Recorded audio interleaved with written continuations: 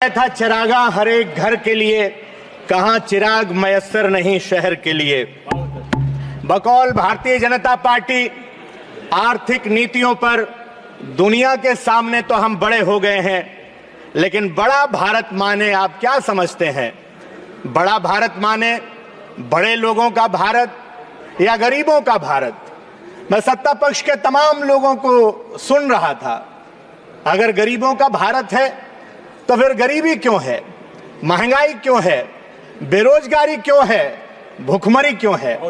सत्ता पक्ष के लोग कह रहे थे और पूर्ववर्ती सरकारों पर आरोप भी लगा रहे थे कि 100 में 15 पैसा जाता था।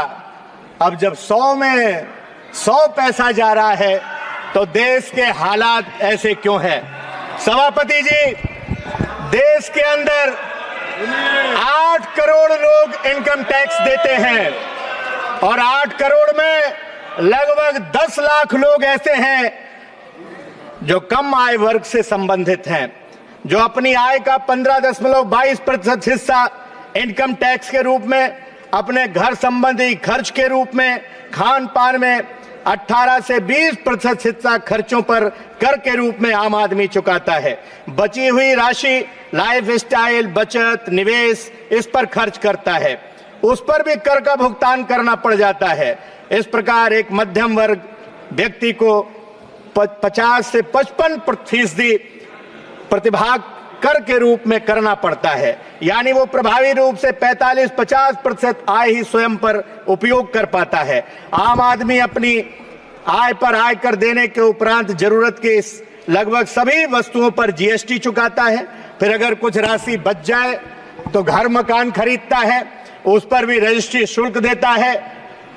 वाहन खरीदे उस पर भी टैक्स दे, रोड टैक्स दे, पेट्रोल डीजल पर टैक्स दे, और फिर कुछ बच जाए तो बचत योजनाओं में इन्वेस्ट करे, उस पर भी मिलने वाले ब्याज पर जीएसटी देने का काम करे। माननीय वित्त मंत्री जी, जब कर्मचारी 8वें वेतन आयोग की मांग कर रहे हैं तो आपने इस वित्त विधेयक में, वित्त बजट में कोई उसका उल्लेख नहीं किया। जल जीवन मिशन जिसकी बहुत चर्चा हुई, हर घर जल पहुंचाने की, आज सड़कों की हालत उत्तर प्रदेश के अंदर क्या है? जो माननीय अखिलेश यादव जी ने सड़कें बनाई थी जनेश्वर मिश्रा ग्रामीण सड़क योजना के अंतर्गत, आज गांव की सारी सड़कें जल जीवन मिशन वालों ने खोद करके डाल दी और वो सड़क दोबारा बनाई नहीं, उसमें वही मिट्टी भर दी है। कई दुर्घटनाएं हो गई।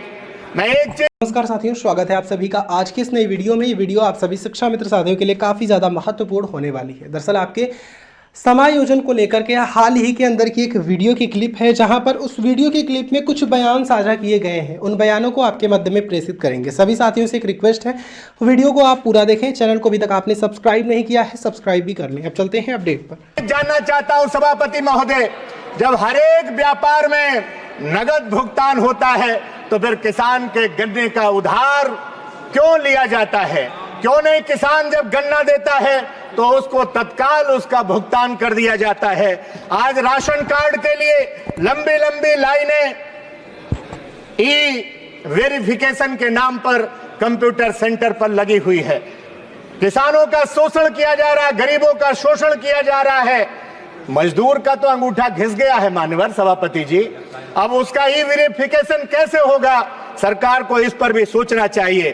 स्वास्थ्य बीमा कार्ड की बात यहाँ स्वास्थ्य मंत्री जी कर रहे थे, लेकिन आपने कह दिया कि जिसके परिवार में 6 लोग होंगे उसी का कार्ड बनेगा। इस पर भी कभी सोचने का काम कर दीजिए। शिक्षा मित्र उत्तर प्रदेश के अंदर आत्महत्या कर रहे हैं, क्या उनको मानदेय नहीं बढ़ाना चाहिए? आपका नहीं परमानेंट कर सकते अदालत के चक्कर की वजह से, तो उनका मानदेय बढ़ाने का काम कर दीजिए। टेलीकॉम सभापति जी, जस्ट कंक्लूड कर रहा हूं, वैसे तो अभी हमारी पार्टी का समय है, लेकिन 2 मिनट में इसलिए टेलीकॉम कंपनियों ने बीएसएनएल को छोड़ दीजिए तो सारी कंपनियों में, क्या आप नहीं कह सकते थे कि आनन फानन में इतना क्यों रेट बढ़ा दिया गया? मैं उस रेट को वापस लेने की मांग करता हूं। सभापति महोदय, पुलिस ड्यूटी के 8 घंटे किए जाएं और पुलिस को भी छुट्टी देने का काम किया जाए, ये मैं मांग करने का काम करता हूं। आपदा में अवसर लगातार आपका नारा सुनने को मिलता है, इसीलिए आपने जीवन बीमा ने और स्वास्थ्य बीमा में प्रीमियम लगा करके प्रीमियम पर 18% जीएसटी लगाने का काम कर दिया।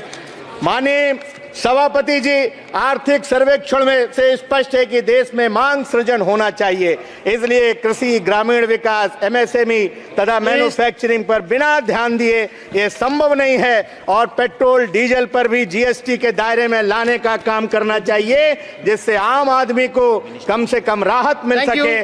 जो अनक्लेम्ड रकम पड़ी हुई है 78,213 करोड़ रुपए और बैंक में जो कम पैसा रखने पर 8,300 करोड़ रुपए पड़ा हुआ है, उससे कम किसानों का कर्जा माफ कर दीजिए। लेकिन मैं जानता हूं सभापति जी, ये ऐसा नहीं करेंगे, क्योंकि इन्हें उद्योगपतियों का कर्जा माफ करना है, इन्हें पोत किसी एक आदमी को देना है, इन्हें एयरपोर्ट भी उसी उद्योगपति को देना है, इन्हें बिजली भी उसी उद्योगपति का सौंपना है, क्योंकि आगे आने वाले दिनों में जब वो उद्योगपति चाहेगा तो देश ठप कर देगा।